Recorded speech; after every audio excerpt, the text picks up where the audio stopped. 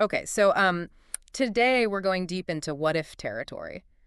It's like, imagine millions of people suddenly needing to leave the U.S. Yeah, like a massive exodus. Sound like a movie plot, right? Yeah. But that's the scenario we're unpacking in this deep dive, looking at how U.S. immigration policy changes could impact Canada. Right. Our guide for this journey is this thought-provoking article from Policy Magazine. It really is an interesting one. It basically argues that Canada needs to start preparing now. For real? Yeah, for a potential influx of people seeking refuge. If those large-scale deportations actually happen in the U.S. Exactly. Yeah. And this isn't some distant future thing either. True. Given the recent election results and the new administration's talk about deporting millions, Right. this is an issue with some serious real-world weight behind it. Absolutely.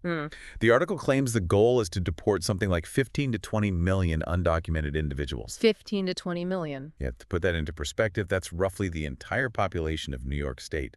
Wow. That's a massive number. I mean, how do you even begin to process something like that? Well, it's important to note that the Pew Research Center estimates the number of undocumented individuals in the U.S. is closer to 11 million.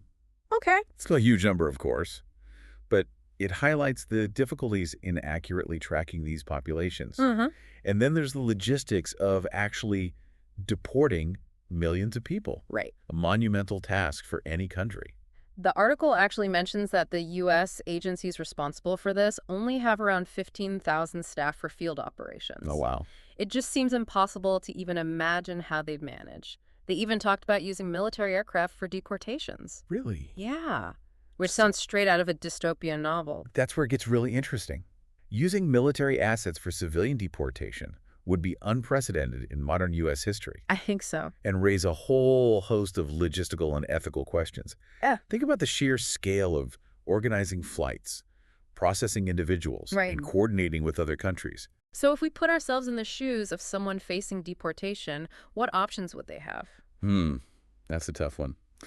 The article mentions living in the shadows, Right. seeking sanctuary cities, or fleeing the country. And each path has its own downsides. Oh, yeah. Each path is fraught with its own set of challenges.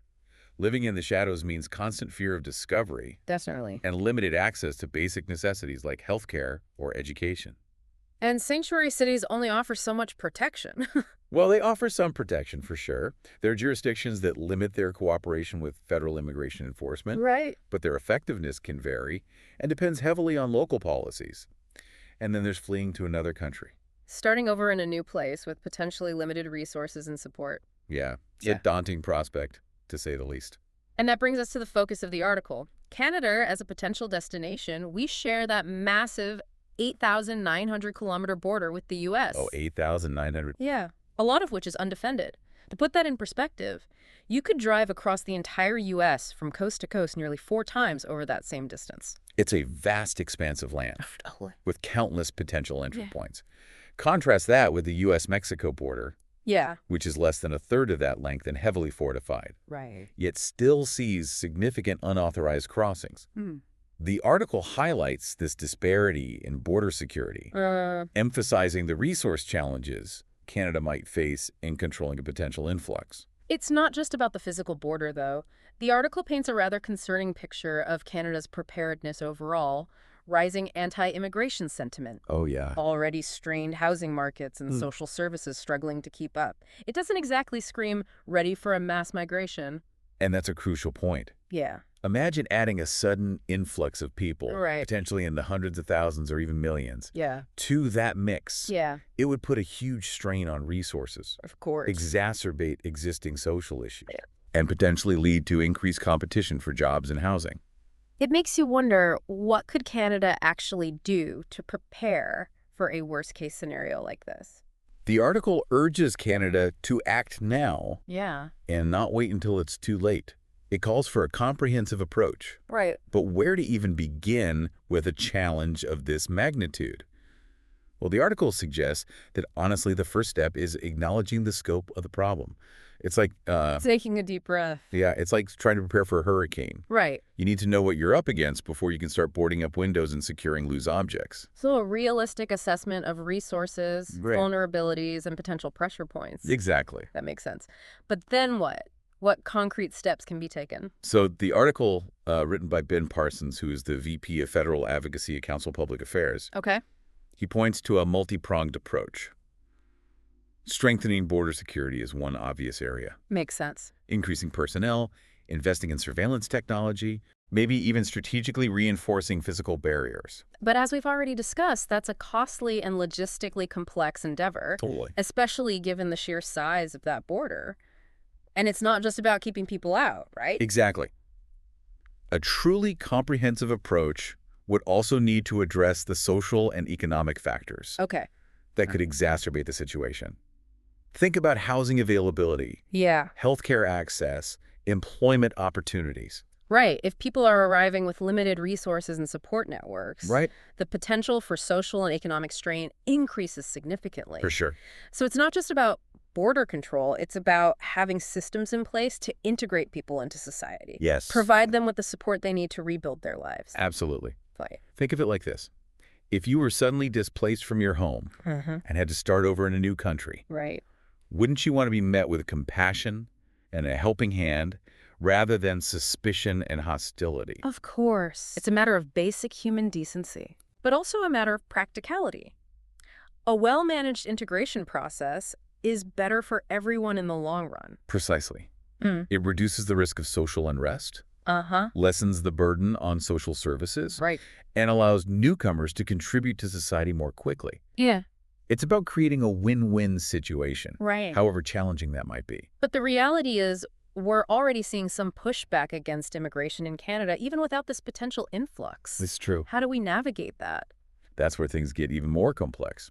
The article doesn't offer any easy answers, I imagine not. but it does emphasize the need for clear communication and proactive engagement with the public, addressing people's concerns, Right. dispelling misinformation, Okay. and highlighting the potential benefits of immigration are all crucial. It sounds like a tall order, especially in today's polarized political climate. It is, and it requires leadership, courage, and a commitment to finding solutions that work for everyone. The article ends with a line that really stuck with me. Canada no longer has the luxury of living in a quiet neighborhood. That's a powerful image. It suggests that we're entering a new era where global events and policy decisions in other countries can have a much more direct and immediate impact on us, Right. even if we're geographically distant. It challenges the notion that we can simply isolate ourselves from the world's problems. Yeah. And it underscores the need for a proactive and adaptable approach to policymaking, Okay. one that anticipates challenges and embraces complexity. It makes you wonder how this situation, if it does unfold, Yeah. might change the relationship between Canada and the U.S. That's a fascinating question. Yeah. The two countries have a long history of cooperation and shared values. For sure. But a mass migration across the border would undoubtedly test that relationship. It could lead to disagreements over border security, resource allocation, even differing political ideologies. Imagine the pressure on both sides Right. to protect their own interests, Yeah. potentially at the expense of the other. This article really forces you to confront those tough questions. does. Like, what happens when our values and our interests collide? Right. How do we prioritize competing needs and demands? And it's not just a hypothetical exercise for policymakers either. Right. It raises questions for everyday Canadians as well. Exactly. Like, if this scenario unfolds, Yeah. how do we as individuals respond? Do we embrace those seeking refuge? Or prioritize our own stability? Tough questions. It's a reminder that these big policy decisions, the ones we often see debated in abstract terms, Right. have real human consequences. Absolutely. And those consequences can ripple outwards, impacting lives in ways we might not initially anticipate. Really highlights the interconnectedness of our world. Yeah. How actions taken in one place can have a profound impact on others, sometimes across borders and even continents. So stepping back from the what-ifs for a moment, let's recap what we've learned from this deep dive into the Policy Magazine article. We've explored the potential for a mass migration from the U.S. to Canada, Right. driven by changes in U.S. immigration policy. We've looked at the logistical hurdles, the ethical dilemmas, For sure. the potential strain on resources, Yep. and the social and political ramifications for both countries. It's a complex issue with a lot of moving parts. Yeah. And the article does a good job of laying out the potential challenges, but it also serves as a call to action by raising awareness, Right. prompting discussion, Yeah. and encouraging preparedness. Uh-huh. It empowers us to engage with these issues more constructively. Knowledge is power, as they say. The more informed we are as individuals, Absolutely. the better equipped we are to participate in these conversations, advocate for solutions that align with our values, Yeah. and maybe even influence the course of events. It's a reminder that we're not just passive observers in all of this. We have a role to play, both in how we respond to these challenges Yeah. and how we shape the future we want for ourselves and our communities. This deep dive has definitely given us a lot to think about, It has. and we encourage you to continue the conversation beyond this episode. Talk to your friends, Yeah. family, colleagues, Uh-huh. share what you've learned, and explore different perspectives. It's by engaging in these dialogues that we can start to bridge divides, Right. find common ground, For sure. and work towards solutions that benefit everyone. And remember, even amidst uncertainty and complex challenges, Uh-huh. there's always room for hope and the possibility of positive change by working together Yeah, with empathy and a shared sense of purpose. right. We can navigate even the most turbulent of times. Thanks for joining us on this deep dive. Until next time, stay curious and keep exploring.